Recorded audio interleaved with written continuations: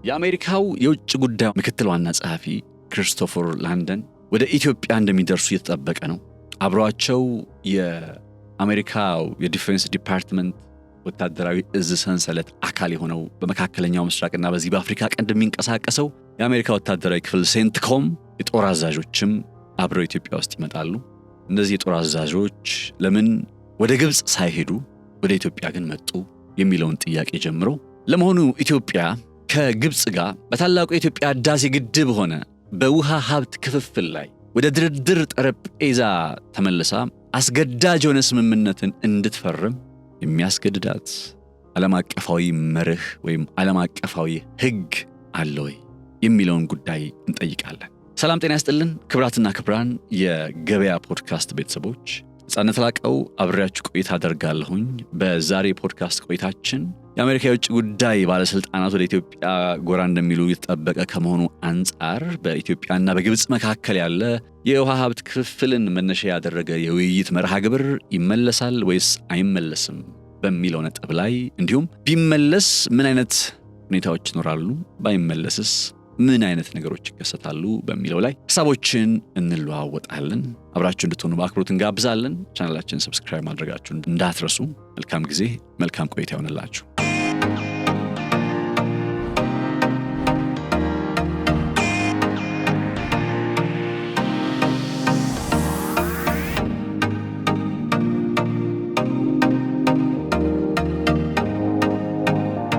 የአሜሪካው የውጭ ጉዳይ ምክትል ዋና ጸሐፊ ክሪስቶፈር ላንደን ግብጽ ጉብኝት በማድረግ ላይ ይገኛሉ።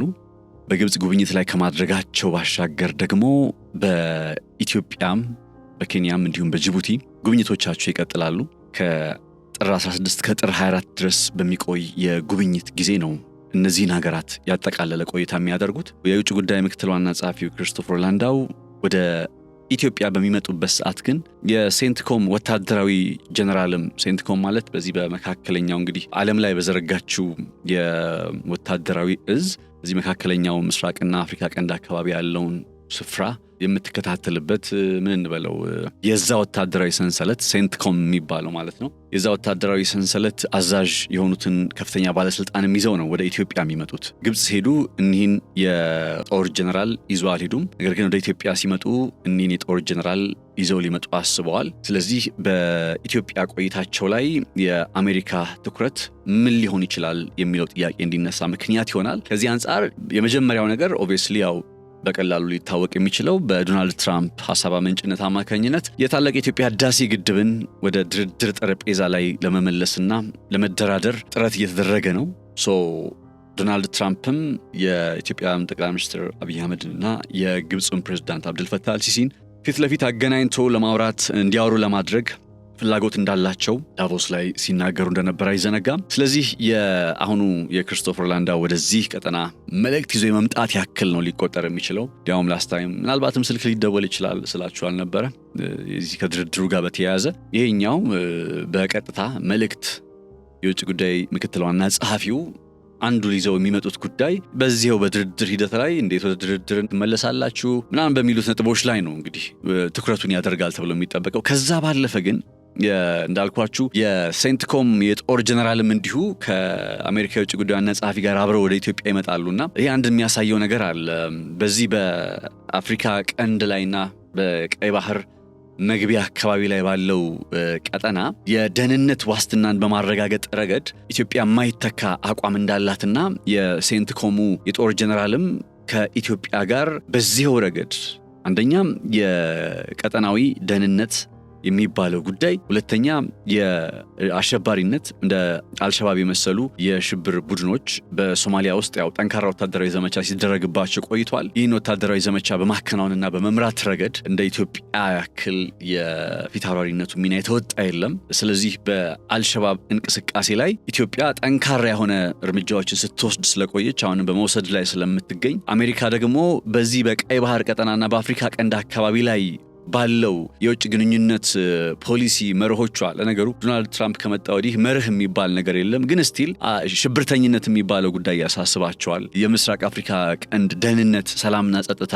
የባህር ላይ ውንብድና እንደዛ የሚባሉ ጉዳዮች ያሳስቧቸዋል በእነዚህ ጉዳዮች ላይ ከኢትዮጵያ ጋር በጋራ መስራት የሚቻልበት ባለፉት ዓመታትም በጋራ ለመስራት በጋራ ሲሰራ እንደቆየ ይታወቃል አሁንም ደግሞ ይህንኑ ሂደት ጠንከር አድርጎ ወደ ሌላ ከፍታ ላይ ለማሳደግ ለመውሰድ በሚል ዶናልድ ትራምፕ አስተዳደር ፍላጎት እያሳየ ስለመሆኑ መረጃዎች አመላክታሉ ለዛ ማሳያ ነው ታዲያ የሚሆነው ይሄ የሴንትኮም የጦር አዛዥ ወደ ኢትዮጵያ የመምጣታቸው ጉዳይ አሜሪካ በተለይ በጸጥታና ደህንነት በአሸባሪነት በመዋጋት የባህር ላይ ውንብድና በመዋጋትና በመሰል የምስራቅ አፍሪካ ቀንድና የቀይ ባህር መግቢያ ቀጠናዎች አካባቢ ላይ ያሉ ውጥረቶችን በዚህ መልኩ ከኢትዮጵያ ጋር በመተባበር ያጸፋ ምላሽ ለመስጠት ፍላጎት እንዳላት የሚያመላክት ነው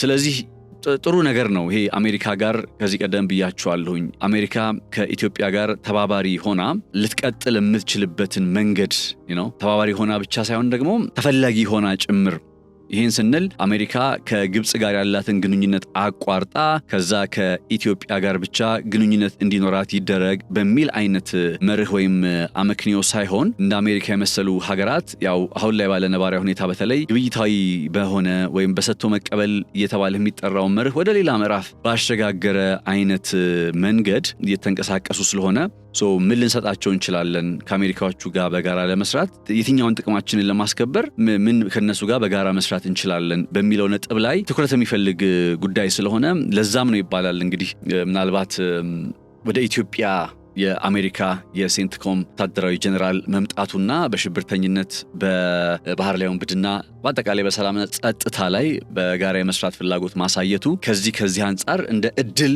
ለኢትዮጵያ ሊሆን ይችላል ተብሎ የሚቆጠረው ግን አንድ መታወቅ ያለበት ኢትዮጵያ በቃ ግብጽ ያላትን ሚና ለአሜሪካ ትተካለች ተብሎ አይነት ሁኔታ ውስጥ አይደለም ወይም ኢትዮጵያ ከግብጽ የበለጠ የሆነ በቃ የተሻለ ስትራቴጂካዊ ለአሜሪካ የምትሆንበት እድል አለ ከሚል ሐሳብ አይደለም ምክንያቱም አንዳንዴ መካድ የሌለብን እውነታዎች አሉ ግብጽ ለአሜሪካ በጣም ስትራቴጂካዊ ነች በቀደሙት ጊዜያት በሐማስና በእስራኤል መካከል ብቸኛ አደራዳሪ ሆና ሁለቱን ወገኖች የምታደራድር የምታናግር አካል ነበረች ምንም እንኳን አሁን እንደነ ኳታር የመሰሉ ሀገራት ይሄንን ሚና የተጫወቱ ቢሆንም ባህሬን ውስጥ ሲደረጉ የነበሩ ድርድሮች እናስታውሳለን አይደል አሁን በእስራኤልና በሐማስ መካከል ግብጽ ብቻ አይደለችም ስቲል ግን በጣም ቁልፍ የሚያሰኙት ለምዕራቡ ዓለም በጣም ቁልፍ የሚያሰኙት በጣም መሰረታዊ ነጥቦች አሉ አንደኛው የመሬት አቀማመጧን ተከትሎ የተሰራ የስዊዝ ቦይ ጉዳይ ልቀይ ባህርን ካለፋችሁ በኋላ በስዊዝ ቦይ አርጋችሁ ነው አይደል ወደ አውሮፓ የምትሄዱት ከአውሮፓም ከተነሳችሁ ስዊዝ ቦይን አልፋችሁ ነው በቀይ ባህር ወደ ኤዥያም ወደ ህንድ ውቅያኖስ ማቋረጥ የሚቻለው ስለዚህ ይሄ ዓለምን በጣም የሚያገናኝ የንግድ መስመር ላይ የተቀመጠች ሀገር ስለሆነች ግብጽ ከዛ የስዊዝ ካናል ወይም የስዊዝ ቦይ እየተባለ የሚጠራው እንግዲህ የኢንጂነሪንግ ስራ የኢንጂነሪንግ ውጤት በጣም ደግሞ ለነሱ ስትራቴጂካዊነታቸውን በዛው ልክ ያሳደገ ስለሆነ ሊካድ የማይገቡ ነጥቦች መካከል ከተባለ ይሄኛው አንዱ ነው ብዬ አስባለሁ ግብጽ ለአሜሪካ ያላት ስትራቴጂካዊነት እንደምታውቁት እኮ በየዓመቱ ከእስራኤል በመቀጠል ሁለተኛውን ግዙፍ የአሜሪካ ወታደራዊ ድጋፍና እርዳታ የምታገኝ ሀገር ግብጽ ነች ግብጽ ጠንካራ የሚባል አጋርነት ከአሜሪካ ጋር አላት ኢትዮጵያ አሁን መታ ከአሜሪካ ጋር አጋርነት ይኖረኝ ስትል የግብጽን ሚና በመተካት ወር ደግሞ በቃ ግብጽን ከዚህ በኋላ እንደ ግብጽ ሆናለሁ በሚል ሴንስ ሳይሆን ባለው ነባራዊ ሁኔታ ጥቅምን እንዴት ማስከበር ይቻላል በሚለው ላይ መሆን እንዳለበት ነው እንግዲህ ባለሙያዎች የሚያስረዱት በዚህ ጉዳይ ላይም የቲቦር ናጊ የተባለ የሚጠራ የአንድ አሜሪካዊ አምባሳደር ኢትዮጵያን ሪፖርተር ጋዜጣ ላይ አንድ ቃለ መጠይቁ ላይ ያነሳው ነበር ይሄን ሐሳብ ግብጽና ኢትዮጵያን በተመለከተ የኢትዮጵያ መንገድ መሆን ያለበት የዲፕሎማሲያዊ ጥቅሞችን ማስከበር የጋራ ጥቅም የመሳሰሉት በሚለው ላይ ይሆንና ከዚህ ከታላቁ የኢትዮጵያ ህዳሴ ግድብ ጋር በተያያዘ ማለት ነው እንደው ግን በቃ ጂኦፖለቲካ ስለተባለ ብቻ በቃ ግብጾችን እንተካለን በሚል ቅዠት ውስጥ መሆን የለበትም የሚል አስተያየቱንም እንደሰነዘረ መታዘብ ችያለሁኝ ቀደም ብዬ እንግዲህ በመግቢያ ላይ እንዳልኳችሁ የታላቁ የኢትዮጵያ ህዳሴ ግድብ ጉዳይ አሁን የአሜሪካም የውጭ ጉዳይ ዋና ጸሐፊ የውጭ ጉዳይ ምክትል ዋና ጸሐፊ ክሪስቶፈር ላንዲውም እንዲሁ ወደ ኢትዮጵያ እንደሚመጡ የተጠበቀ ነው የሚገኘው የድርድሩ ሂደትም ምናልባት ሊጀምር የሚችልበት ሁኔታ አለ ግን አንድ የሆነ ተሞክሮን ባነሳላችሁ መርጣለሁኝ ስለ ድርድር ወይም ደግሞ በገዛ የራስ ድንበር ክልል ውስጥ ያለ የውሃ ሀብትን እንዴት መጠቀም ይቻላል በሚለው ላይ የአሜሪካዎቹ የራሳቸው ተሞክሮ ምንድነው የሚለውን ነገር በተመለከተ የተወሰነ እስኪ ሐሳቦችን እንቃኝ።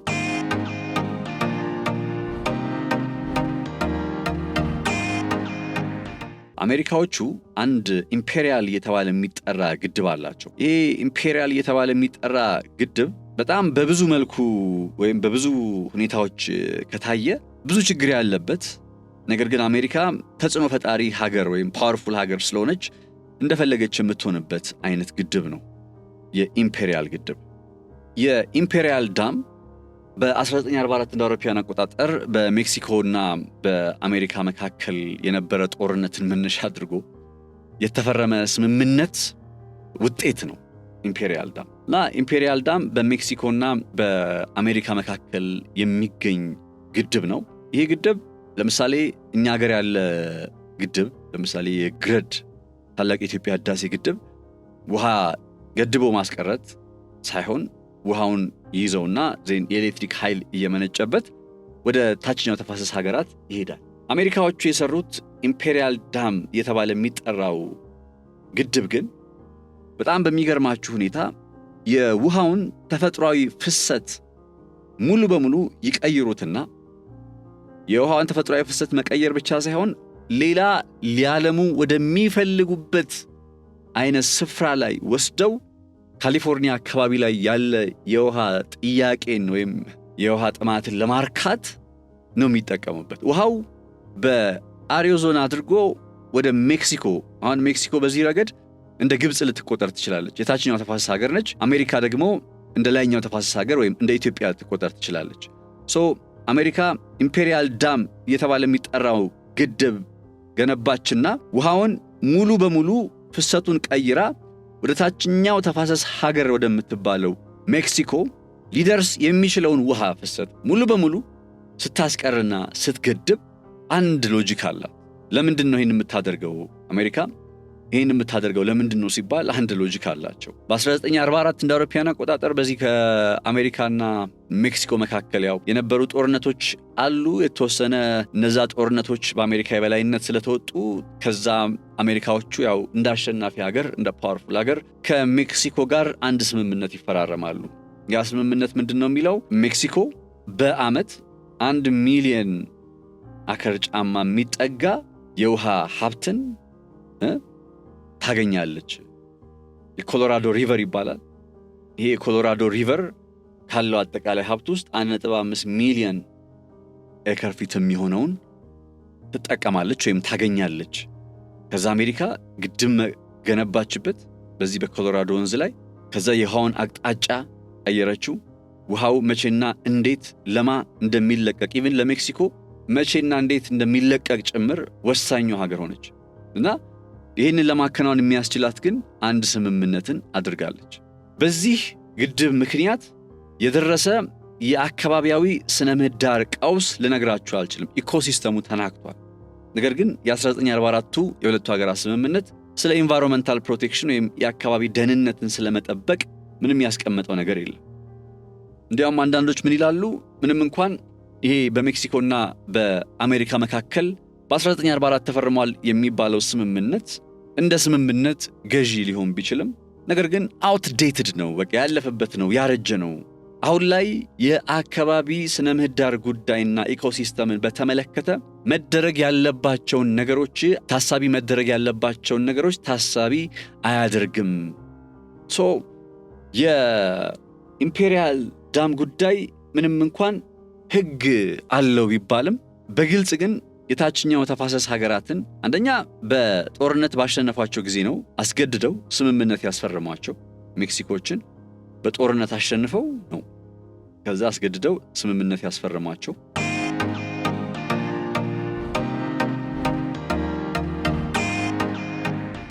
ሁለተኛ ነገር ደግሞ አሁን ላይ ባለው የዓለም እየተመራች ባለችበት ነባራዊ ሁኔታ በተለይ የአካባቢ ጥበቃን ከማከናወን አንጻር አውትዴትድ በሆነ ባፈጀ አይነት ስምምነት እየተተገበረ እንደሆነም በጣም በርካታ ሳይንቲስቶች በጉዳዩ ላይ አስተያየታቸውን ይሰጣሉ። አሁን የአሜሪካውን ኢምፔሪያል ዳም ጉዳይ ያነሳውላችሁ ያለ ምክንያት አይደለም። ስለ ታላቁ የኢትዮጵያ ህዳሴ ግድብ ልነግራችሁ። አንደኛ በግልጽ አሜሪካ ያለችበት ፖዚሽን ላይ ነው ኢትዮጵያ የምትቀመጠው። የላይኛው ተፋሰስ ሀገር ነች። ኢትዮጵያም የላይኛው ተፋሰስ ሀገር ነች። የላይኛው ተፋሰስ ሀገራት አይደለም ውሃ ኤሌክትሪክ ኃይል ማመንጨት ይቅርና ለካ እና አሜሪካን ካያችሁ ሙሉ በሙሉ የውሃውን አቅጣጫ ቀይረው ሁላ አገራቸውን ማልማት መጠቀም ይችላሉ። እና የኢምፔሪያል ዳም ብቸኛ ጠንካራ ነገሩ ከተባለ ጠንካራ ነገር የሚባለው ይሄ ያረጃ ፈጀ ስምምነት ምላችሁ ነው። በታላቁ የኢትዮጵያ ህዳሴ ግድብ ላይ በግብጽና በኢትዮጵያ መካከል የተከናወነ ምንም ስምምነት የለም። ምንም ስምምነትም ስለማያስፈልግ ያቱም ያው ግብጾች 1929ና 1959 ስምምነት እንዲከበር ነው ተስፋ የሚያደርጉት። ግብጾች አሁንም የሚያስፈልገን ውሃ 90 ቢሊዮን ኪዩቢክ ሜትር ነው። ነገር ግን እኮ ከአባይ ወንዝ ላይ የምናገኘው 55.5 ቢሊዮን ነው። እንዴት ነው ከዚህም ፍላጎታችን ላይ የሚቀነስብን እያሉ ነው የሚገኙት። እንግዲህ ሁላችንም የመልክዓ ምድራችን እስረኞች ነን አይደል? ሁላችንም በየኢትዮጵያ በዓለም ላይ በአመት 2 ጊዜ እኮ ዝናብ ከሚያገኙ ሀገራት መካከል አንዱ ሆነችም ጠፍቶ ምናምን አይደለም።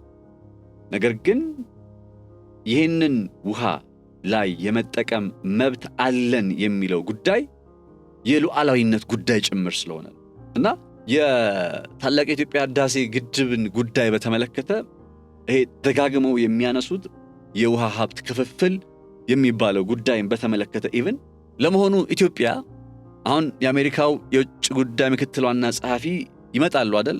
ከግብጽ ጋር ስለማገናኘት ድርድር ስለማስጀመር ይነጋገራሉ። አሁን ድርድር ስለማስጀመር መነጋገራቸው እንዳለ ሆኖ ኢትዮጵያ በዓለም አቀፍ ህግና መርህ መሰረት ከግብጽ ጋር በአባይ ጉዳይ ላይ ስምምነት የማድረግ ግዴታ አለባት ወይ የሚለው ጥያቄ ግን መጠየቅ አለበት። ለመሆኑ ኢትዮጵያ ከግብጽ ጋር ስምምነት የማድረግ ግዴታ አለባት ወይ? ፖለቲካዊ ወይም ስትራቴጂካዊ ካልሆነ በቀር ኢትዮጵያ ከግብጽ ጋር በድርድር ጠረጴዛ ላይ ተቀምጣም የአባይ ውሃ ሀብት ክፍፍልን በተመለከተ ድርድር ማድረግ አለባት ወይ? ወይም ደግሞ ድርድር የማድረግ ግዴታ አለባት ወይ?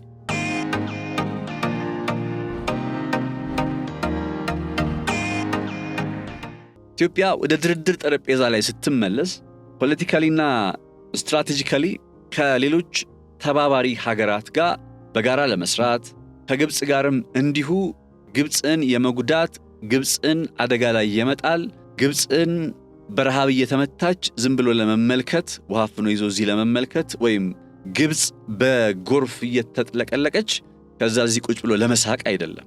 ድርድር እነዚህ ነገሮች እንደማይከናወኑ ምልክት የሚሰጥበት ኢንቴንሽናችን የሚታይበት እንጂ ተገደን የምንሄድበት አይደለም። ወደ ታላቁ የኢትዮጵያ ህዳሴ ግድብ የውሃ ሞላል ከግንባታው ጀምሮ ለምታውቁት ቴክኒካል ኮሚቴ አለው። ድርድር ሲያስፈልግ ወደ ድርድር ጠረጴዛዎች እየሄደ ሐሳቦችን የሚሞግት የሚከራከር የራሱ ቡድን አለው። ዲያውም መንግስት ደሞዝ ሳይከፍላቸው በገዛ ፈቃዳቸው ተሰባስበው የሚሰሩ መንግስት የሆቴልና የአውሮፕላን እንደዚህ የጉዞ ወጪዎቻቸውን ምናምን እየሸፈነላቸው ማለት ነው። በገዛ ፈቃዳቸው የሚሰሩ በርካታ ባለሙያዎች አሉ። በመርህ ደረጃ ድርድር ማድረግ ወይ መነጋገር መወያየት የሚለው ነገር ጣልቸው አይደለም። ነገር ግን ኢትዮጵያ ሪሊ ወደዚህ ድርድር ባትሄድ ምንድነው የምትሆነው? አሜሪካ ስላለችበት እንጂ አሁን ትንሽ እንደው በማዕቀብም በናይኤምኤፍ በኖርልድ ባንክ በኩልም ጫና ልታሳድርብን ትችላለች የሚል ሐሳብ የሚገባኝ እንጂ ምንም ኢትዮጵያን ወደ ድርድር ለመሄድ የሚያስገድዳት ነገር የለም።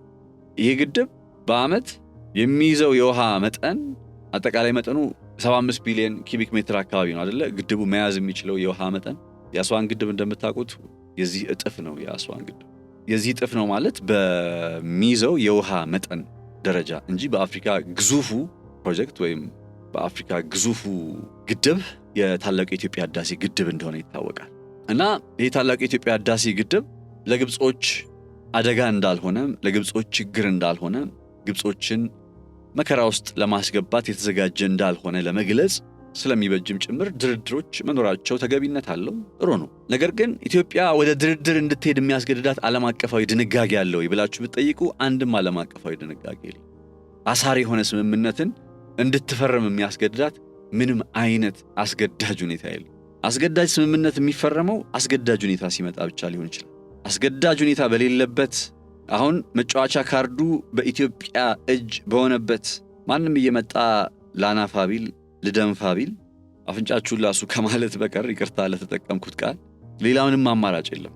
ቢኮዝ አስገዳጅ ህግ ለመፈረም አስገዳጅ ስምምነት ለማድረግ የሚያስገድድ ነገር ስለሌለ የነ IMF የነ ወርልድ ባንክ ጫና በዚህ ረገድ ቢመጣ እንኳን እነ IMF እና ወርልድ ባንክን የራሳችሁ ጉዳይ ወደ ምንልበት አይነት ሁኔታ መመለስ ያስፈልጋል እንጂ ይህንን የኢትዮጵያ ጥቅም አሳልፈው ሊሰጥ በሚችል መልኩ አሁን ዶናልድ ትራምፕ ይዘው የመጡት እቅድ እኮ በሌላ ቋንቋ ከዚህ በፊት ላነሳላችሁ ሞክሬያለሁኝ የቅኝ ግዛት ሐሳብን ተቀጽላ ነው ይዘው እየመጡ ያሉት። ስለዚህ ይህንን ሐሳብ መቃወም ብቻ ሳይሆን ዋጋ እንደሌለው ለማሳየት የኢትዮጵያ መንግስት በግልጽ ወደ ድርድር ጠረጴዛ ላይ ቢመጣም እንኳን አስገዳጅ የሆነ ስምምነትን ለመፈረም የሚያስገድደው ነባራዊ ሁኔታ እንደሌለ ክሊር አውት ሊደረግ ይገባል። የ1959 እና የ1929 ስምምነትን ኢትዮጵያ እንደማትቀበል እየታወቀ እነሱን መነሻ ያደረገ ስምምነት እንዲፈረም መጠየቅ የኢትዮጵያ ሉዓላዊነት መናቅና የኢትዮጵያ ሉዓላዊ ሀገር አይደለችም ማለት እንጂ ሌላ ምንም ሊሆን አይችልም።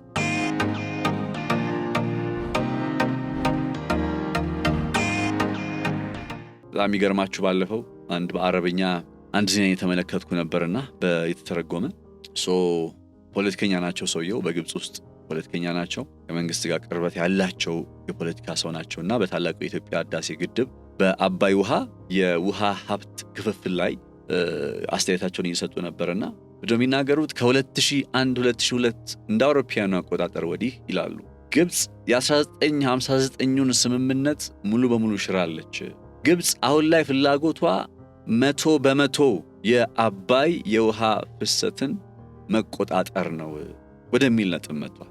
100% ግብጾች አሁን 90% ቢሆን የፍሬሽ ውሃ ሀብታችን የተንጠለጠለው በናይል ወንዝ ላይ ነው እያሉ ነው የሚገኙት። ስለዚህ እሱን የህልውና ስጋት ወደሚባለው ደረጃ ላይ ስለሚመጣብን እሱን አሳልፈን አንሰጥም እያሉ ነው የሚገኙት። ኢትዮጵያ ግን በወንዞቿ የማደግ የማልማት የመለወጥ መብት እንዳላት ደግሞ ይታወቃልና እንዴት ነው እነዚህ ሁለቱን የምናጣጥመው የሚለው ነገር ካልሆነ በቀር እንዳልኳችሁ ነው ግብጾች በ1959 ስምምነት ላይ ስተክ አድርገው ከዛ አሁን ደግሞ ጭራሽ ሙሉ በሙሉ ውሃው ለኛ ይገባናል የሚል ትንታኔ እየሰጡና እያቀረቡ ወደ ድርድር ጠረጴዛ ላይ መምጣት ምንም የሚያስደስት ነገር አይደለም። ግብጾች አሁን 55.5 ቢሊዮን ኪዩቢክ ሜትር በ1959 ስምምነት ተፈቅዶላቸዋል። ያ የተፈቀደላቸውን ነገር አስጠብቀው ለመቀጠል ያመጡት አዲሱ ስትራቴጂ ምንድነው? እኛ የውሃ ፍላጎታችን 99% የሚሆነው በአባይ ላይ የተንጠለጠለ ስለሆነ ሙሉ በሙሉ የናይል ወንዝን ማንም ሳይጠቀመው ማንም ሳይገድበው ቀጥ ብሎ አፈሩን ጠራርጎ ወርቁን አንጣሎ ካይሮ ድረስ ነው እያሉ ያሉት። ኢትዮጵያ ግን መርሃ ምንድነው? የጋራ ተጠቃሚነት። ሁልጊዜ የማይረሳው ነጥቧ የጋራ ተጠቃሚነት የሚል። የጋራ ተጠቃሚነት ማለት በአንድ ስራ ላይ ሰዎቹ እንደው የተሻለ ይነስም ይብዛም የሆነ ኮንትሪቢዩሽን አስተዋጽኦ ኖራቸው ስለሰሩበት ክፍያ በጣም ብዙ የለፉት ሰዎች ብቻ ይከፈላቸውና ከዛ ጥቂት ስራ የሰሩት ግን አይከፈላቸው ማለት ስህተት ነው አይደለም? ይሁን እንደየመጠኑ ሁሉም በሰራው ልክ መከፈል ያለበት ጉዳይ መከፈል አለበት። የጋራ ተጠቃሚነት ማለት ይሄ ነው። ኢትዮጵያ እኔ ብቻዬን ልጠቀም አላለች። የአባይን ውሃ እኔ ብቻ ልጠቀም አላለች። አሁን ግብጾች እንደሚሉት ግብጾች በቀኛ ብቻ እንጠቀም እያሉ ነው ያሉት። ኢትዮጵያ ግን እኔ ብቻ ልጠቀም አላለች። በጋራ እንጠቀም ነው መከራከሪያው። ስለዚህ አሁን የድርድሩ ሂደት የሚጀመር ከሆነም ሲጀመር የኢትዮጵያ የቆመችበት ስፍራ ይሄ እንደሆነ ማወቅ ይፈልጋል ማለት የጋራ ተጠቃሚነት የሚል። ግብጾች ደግሞ ሙሉ በሙሉ አባይንማ እኛ ብቻ ነን የምንጠቀመው በሚል ጽንፍ ላይ ሁለቱ ሀገራት እንደቆሙ ልብ ይሏል።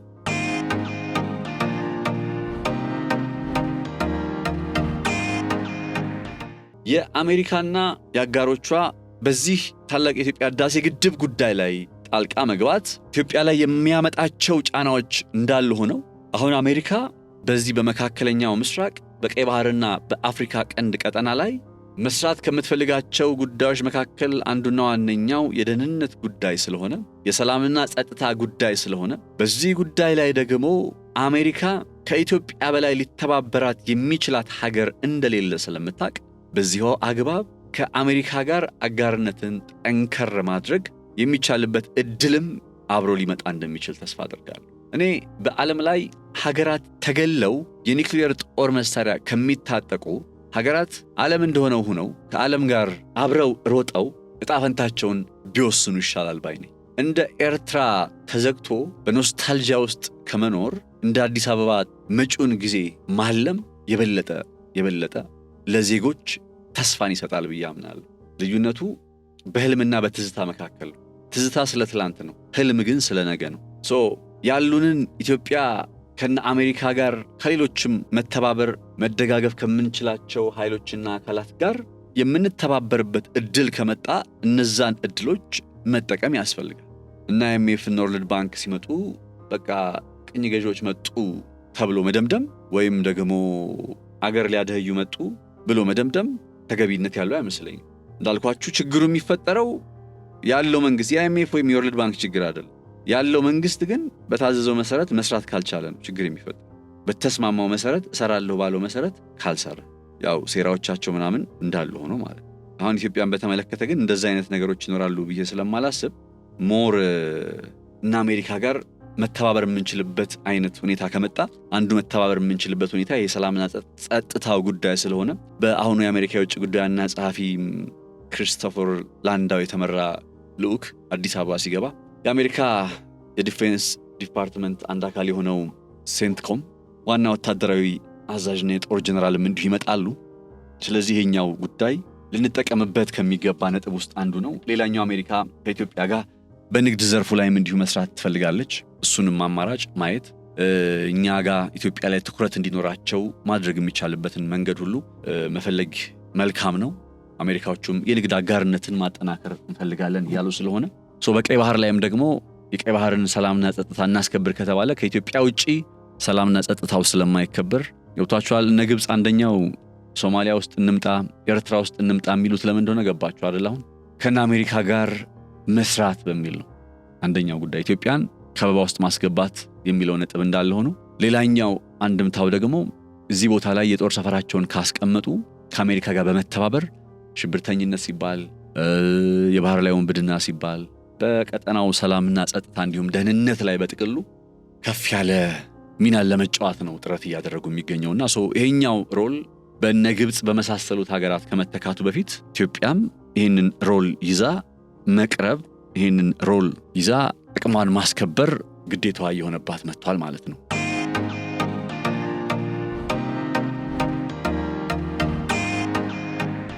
ስለዚህ የታላቅ ኢትዮጵያ ህዳሴ ግድብን በተመለከተ በሚደረግ ድርድር ላይ ዛሬ እንድትይዙልኝ የምፈልገው ነገር አንደኛ የሚያስገድድ ምንም ነገር የለም። መርሆች አሉ እንደ ኮንሰንሰስ። አሁን ባለፈው አልኳችሁ እስራኤል ለሶማሊላንድ ዕውቅና ሰጠች። ለምን ለሶማሊላንድ ዕውቅና ሰጠች?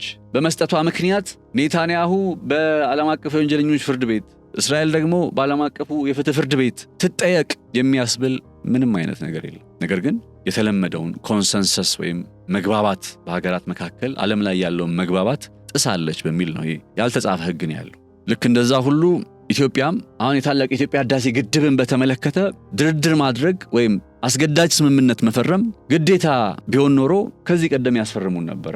ምንም አይነት ግን ግዴታ የሚያስብል ሁኔታ የለም። ስለዚህ የግድ ከግብጽ ጋር መፈራረም ግዴታ አይደለም። እንዳልኳችሁ ነው። ከዚህ በኋላ ግድቡ ራሱን ፕሮቴክት ያደርጋል። ግብጾች በስህተት እዚህ አካባቢ ላይ ጦርነት እንዳይመጣ ምናምን የሚፈልጉት አንደኛው ምክንያት ዓመት ሙሉ የሚፈሰው ውሃ አሁን በ24 ሰዓት ውስጥ ይፈስባቸው። ታላቅ የኢትዮጵያ ህዳሴ ግድብ የሚይዘው የውሃ መጠን ስንት ነው? 75 ቢሊዮን ኪዩቢክ ሜትር አይደል? የአባይ ወንዝ ዓመታዊ ፍሰት ስንት ነው? ዓመታዊ ፍሰት ከመስከረም እስከ መስከረም ባለው ውስጥ 80 ቢሊዮን ኪዩቢክ ሜትር። ስለዚህ ባይ ዲፎልት አሁን ግድቡ ጋር አለ የሚባለው ውሃ የአንድ ዓመት ውሃ ተጠራቅሟል ማለት ነው። ገብቷቸዋል። ግብጾች ጎርፍ እያሉ የሚፈሩት እና የሆነ ነገር ቢመጣ የሆነ ነገር ቢፈጠር ይሄ ግድብ ላይ የሆነ ነገር ቢመጣ ዓመት ሙሉ አንዴ በሞቃታማ አንዴ በክረምት አንዴ በበልግ አንዴ በምናምን በተለያየ ወቅቶች እየተቆራረጠ የሚሄደውን ውሃ ዛሬ በአንድ ቀን ውስጥ የሚያጥለቀልቃቸው ይሆናል ማለት ነው። ስለዚህ እነዚህ ሀገራት የኢትዮጵያን ሰላምና ጸጥታ ጭምር የማስጠበቅ ኃላፊነት ያለባቸው ሀገራት ናቸው። እነ ግብጽ ከኢትዮጵያ ጋር ተባብረን እንስራ ካሉ አንዱ ተባብረው ሊሰሩበት የሚገባው ሰላምና ጸጥታውን ማስከበር፣ ሰላምና ጸጥታ ከመበጥበጥ ይልቅ የሚያሳዝነው ግን ግብጾች የሚታወቁት የኢትዮጵያን ሰላም በመበጥበጥ ነው። ኢትዮጵያን በእጃዙር በመውጋት ነው ግብጾች የሚታወቁት። ፊት ለፊት መጥቶ ለመዋጋትማ የት ሱዳን አልፎ ሊመጡ ነው? ትላንትና የእግረኛ ወታደሮቻቸውን እያሳዩ ነበር፣ አይታችኋል። እኔ ባይዘወይ የሀገራት ዲተረንሳቸውን ኢትዮጵያ ማን ቀይ መስመሯን እያሳየች ነው አይደል? ምን ከተነካባት ምን እንደምታደርግ እና ግብጾችም ትላንትና የእግረኛ ወታደር በቃ በጣም ትላንት ላይ ሆነ ይችላል ኤግዛክትሊ፣ ግን ሶሻል ሚዲያ ላይ ቪዲዮ አይቼ ስለነበረ ነው የግብጾችን at the end of the day ግብጾች አሁን ቀደም ብዬ አሜሪካን ጉዳይ ነግሬያችኋለሁ አይደል? አሜሪካ ሜክሲኮችን በጦርነት ካሸነፉ በኋላ ነው በጣም በቃ አስገዳጅ የሆነውን ስምምነት ያስፈረሟቸው። ከዛ በኋላ ዛሬም ድረስ አካባቢውን አደራርቀውት ልነግራችሁ እኮ አልችልም። እናንተ አሪዞናና ካሊፎርኒያን የሚያለሙበት የኮሎራዶ ወንዝ ሜክሲኮ ውስጥ ገብቶ ከሐይቅ የሚቀላቀል ወንዝ ነበርና ያንን አቅጣጫ ቀይረው እንደፈለገ የሚሆኑት ሜክሲኮን በጦርነት ካሸነፉ በኋላ ባስፈረሙት ስምምነት ነው።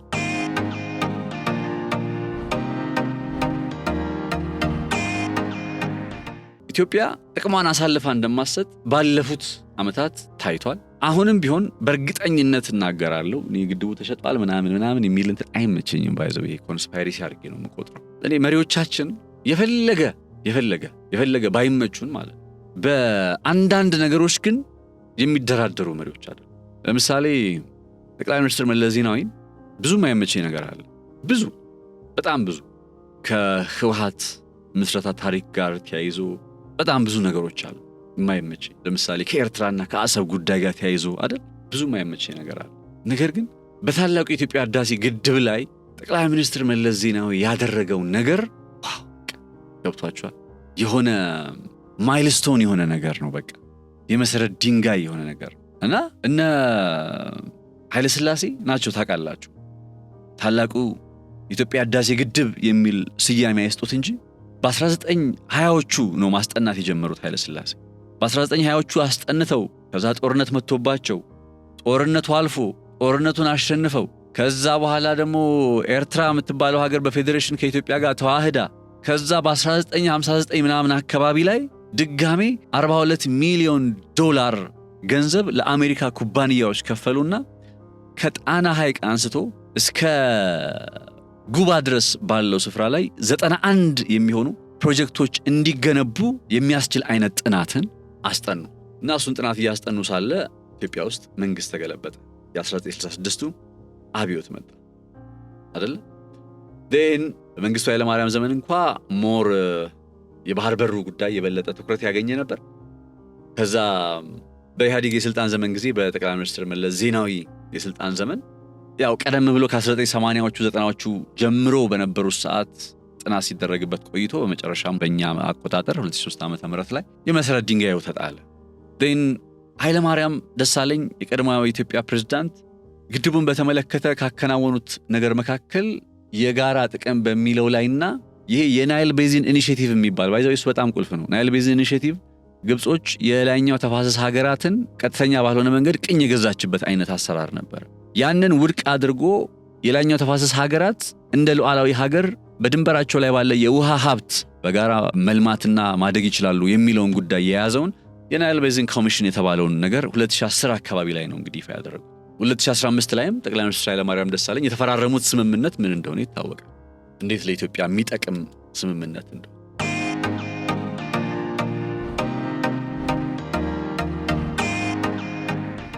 እና አሁን ስልጣን ላይ ያለው መንግስትም በህዳሴ ግድብ ላይ የሚደራደር አይነት አካል ነው ብዬ አላስብም። እና አስገዳጅ የሆነ ስምምነት ይፈራረማሉ ብዬ አልጠብቅም። የኢትዮጵያ ጥቅም ምክንያቱም አስገዳጅ የሆነ ስምምነት ይፈረም ከተባለ የቀጣዩ ዘመን በመጪዎቹ ዓመታት ኢትዮጵያ ከወንዞቿ ምንም እንዳታለማ የሚከለክል አይነት ስምምነት ስለሆነ እንደዚህ አይነት ስምምነትን አይፈርሙም ብዬ ያስባለሁ። አይፈርሙም በእርግጠኝነት። ከዛም በላይ ደግሞ ወደ ስምምነት መሄድ ራሱ ምን የሚያስገድዳቸው ነገር አለ? እንዳልኳችሁ ነው። በቃ አሜሪካ መምጣቷ ብቻ ግብጽ ባይዘው አሜሪካን ያዘችው ከኢትዮጵያ ጋር ሆና ማለት ኢትዮጵያን ብቻዋን ወደ ስምምነት ልታመጣ ስለማትችል የአሜሪካ መምጣት ጉዳይ ብቻ ነው። አሜሪካን ደግሞ ቅድም ባልኳችሁ መልኩ ቴኬር ማድረግ ነው። በሰላምና ጸጥታው፣ በሽብርተኝነት በመዋጋት የባህር ላይ ወንብድና በመዋጋት ይሄ ምስራቅ አፍሪካ ቀንድ ላይና የደን ባህረ ሰላጤ ላይ ያሉትን ችግሮች በጋራ በመቅረፍ በሚለው ነገር ላይ ከአሜሪካ ጋር መስማማት የሆነ ለቨሬጅ እንዲሆን ማድረግ ነው። ከዛ ሲቀጥል 3 ዓመት ነው የሚዘልቀው ይህ አስተዳደር። የዶናልድ ትራምፕ አስተዳደር 3 ዓመት ነው የሚዘልቀው። አሁንም አክቹሊ ከስልጣን ይነሳ የሚል ተቃውሞ እየተጀመረ ነው። ዓለምን እያናጋ ስለሆነ ከስልጣን ይነሳ የሚል እና ይህንን ጊዜ በጥበብ መውሰድ። አሁን ግብጾች በተቻለ መጠን በእነዚህ 3 ዓመታት ውስጥ የሆነ ስምምነት፣ የሆነ አስገዳጅ ስምምነት እንዲፈረም ያደርጋሉ። ማወቅ ያለብን ነገር እነዚህ 3 ዓመታት ለኢትዮጵያ ከባድ የሚባሉት 3 ዓመታት ናቸው። በጣም ከባድ የሚባሉት እነ ዶናልድ ትራምፕም ኢትዮጵያን ወደ ስምምነት ማምጣት አለብን የሚለው ሐሳብ ላይ ጸንተው ከቆሙ እና IMF እና ወርልድ ባንክን ቱል እንደሚያደርጓቸው ሳይታለም የተፈታ ነው። ምንም ጥያቄ የለው፣ ይጠቀሙባቸዋል። ስለዚህ ከባድ ጊዜያት አሉ ለኢትዮጵያ። ይህንን ጊዜ በጥበብ ማለፍ ይፈልጋል። ከጦርነት በጸዳ መልኩ ማለፍ ይፈልጋል። ያ ማለት ለጦርነት አንዘጋጅ ማለት አይደለም። ትላንትና አውርተናል አይደለ? ስለ እንደምናስመልስ ወደባችንን ተጠቃሚነታችንን እያልን ነበር። ነገር ግን በሰላማዊ መንገድ ነገሮቹ ማለቅ የሚችሉበት ሁኔታን የግድ ቅድሚያ ማድረግ ያስፈልጋል። አለበለዚያ ጫናው እየበዛ በመጣ ቁጥር በዛው ልክ ህዝባዊ እምቢተኝነት፣ ህዝባዊ ቁጣ ሊመጣ የሚችልበት ሁኔታም ሊመጣ ይችላል። እሱ አድረስ መደረግ አለበት ማለት ነው።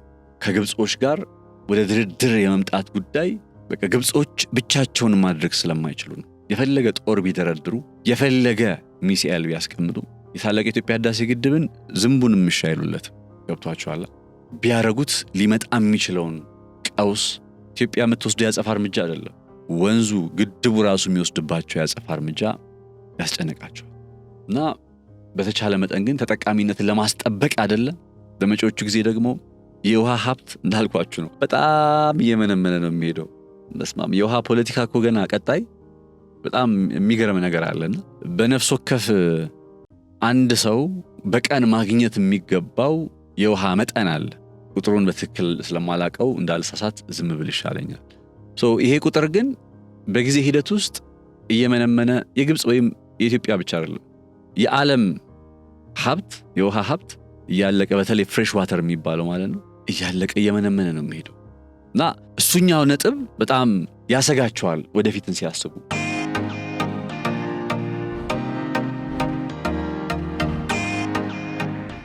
ስለዚህ ያንን ነገር ለማስጠበቅ ወደፊት ሊመጣብን የሚችለውን ነገር ቀድመን ዛሬ እንከላከል እያሉ ነው ያሉ ግብጾች። ወደፊት የሚመጣብንን ችግር ዛሬ እንከላከል። ኢትዮጵያ ደግሞ ምንድነው የምትለው? ወደፊት ለሚመጣው ነገር ወይም ስለ ወደፊቱ ጉዳይ ዛሬ መወሰን አልችልም። በቃ ቤዚክ ልዩነታቸው በሁለቱ ሀገራት መካከል ያለው ይሄ ነው። ይህንን ጉዳይ እንዴት በድርድር፣ እንዴት በስምምነት፣ እንዴት በሰላማዊ መንገድ የሚለው አሁንም የኢትዮጵያ ተቀዳሚ ምርጫ መሆናል። ግብጽን ፈርቼ አሜሪካን ምናምን ስላለች ነገሮቹ ሌላ መልክ ይዛሉ ከሚል አንጻር ምናምን አይደለም። ለኢትዮጵያ ራሱ የሚጠቅማት በሰላማዊ መንገድ ችግሮቿን መፍታት ስለሆነ ታላቁ የኢትዮጵያ ህዳሴ ግድብ ማዕቀብ ሊጥሉበት ይችላሉ ዶናልድ ትራምፕ። ማዕቀብ ሊትራሊ ቱማሽ ከሄደ ማዕቀብ እንጣልበት ከማለት ሊደርሱ ይችላሉ። ሶዛት ከታላቁ የኢትዮጵያ ኤሌክትሪክ ኃይል ግድብ የሚመነጭ ኤሌክትሪክ ኃይል በአመት $1 ቢሊዮን ይገኝበታል አይደል? አሁን ያ$1 ቢሊዮን ከተለያዩ ጎረቤት ሀገራት ይመጣል ተሽጦላቸው። እነዛ ሀገራት ታላቁ የኢትዮጵያ ህዳሴ ግድብ ላይ ማዕቀብ ቢጥሉበት ለምሳሌ እነዛ ሀገራት መግዛት አይችሉም ማለት እዛ ድረስ የደረሰ እርምጃ ሊወስዱ ይችላሉ። ሁሉም ነገር ግን ከሉዓላዊነት አይበልጥም። ሁሉም ነገር ግን ከኢትዮጵያ ጥቅም አይበልጥም፣ ብሔራዊ ጥቅም አይበልጥም። እና እሱ ነጥብ ዋነኛ የትኩረት አቅጣጫ መሆን አለበት ብዬ አስባለሁ በግብጽና በኢትዮጵያ ግንኙነት። አሜሪካዎቹ ፓወርፉል ስለሆኑ ነው፣ በቃ ሌላ ምንም ነገር አይደለም። አሜሪካዎቹ አቅም ስላላቸው ነው ሜክሲኮን። ስለዚህ ግብጾችም አሁን አቅም አለንና የፈለግነውን ማድረግ እንችላለን ኢትዮጵያ ላይ የሚል አይነት አታይ ነው እያቀረቡ ያሉት። አቅም አለን የፈለግነውን ማድረግ እንችላለን የሚል አይነት ትንተናና ሐሳብ። ኢትዮጵያ ደግሞ ራይዚንግ ፓወር ነች እንደምታውቁት፣ በመነሳት ላይ ያለች ሀገር ነች ኢትዮጵያ። ገብቷችኋል? ሁልጊዜ እንደዚህ አይነት ክላሽ ኦፍ ሲቪላይዜሽንስ በሌላ ቋንቋ ይሄ ነው። በማደግ ላይ ያለ ኢኮኖሚ፣ ሁሌ አዳጊ ኢኮኖሚ ሲመጣ ቤት ውስጥ እንኳን እኮ ከታች አንድ ሕፃን ልጅ ሲያድግ ከዛ ቀደም ብሎ የነበረው ወይም ወንድሙ ያኮርፋላ እኔ ትኩረት አጣሁ ሊል ይችላል። እና ራይዚንግ ኢኮኖሚ ስለሆነ ኢትዮጵያ ለብዙዎች ጭንቀት ነው፣ ለብዙዎች እንቅልፍ የሚነሳ ጉዳይ ነው። ስለዚህ ይህንን ፓተርን ለማስቀጠል ደግሞ ሰላማዊ መንገድ አሁንም የመጀመሪያው አማራጭ ነው። ግን ዋጋ መከፈል ካለበትም አንዳንዴ ለሀገር ዋጋ ይከፈላል። there are those moments። ሀገር ደግሞ ዝም ብሎ እንዲበንትን ከዚህ ቀደም ነግሬያችኋለሁ። ሀገር በሶስት ነገሮች ትመሰረታለች ይላል ቴዎድሮስ ሄርዝል። በጣም በቅርብ ጊዜ ታሪክ ውስጥ ስኬታማ ሀገር የተመሰረተችው እስራኤል ነች። እንደምታውቁት 1948 ላይ ተመስርታ በምታዩት መልኩ ዛሬ ዓለምን ላይ እንዲህ ፈላጭ ቆራጭ የሆነች ሀገር ሆናለች። 100 ዓመት እንኳን ሳይሞላት እንደ ሀገር እንደ ስቴት እዚህ ጋር የተሳሳተ ግንዛቤ እንዳትወስዱ። ገብቷችኋል አይደል? ያቺ የቀደመቿን የድሮዋን እስራኤል ረስቼ ምናምን ሳይሆን ፕራክቲካሊ ድንበሯ ተከልሎ ኔሽን በሚለው ደረጃ ከዛ ስቴት ወደሚባለው ሁኔታም ደግሞ መታለች ደረጃ የመጣች ሀገር ጥራ ብባል በቅርብ ጊዜ የሰው ልጅ ታሪክ ውስጥ እስራኤል ነው የምለው። ዛስ ዋይ የቴዎድሮል ሄርዝልን ሐሳብ ምደግምላችሁ።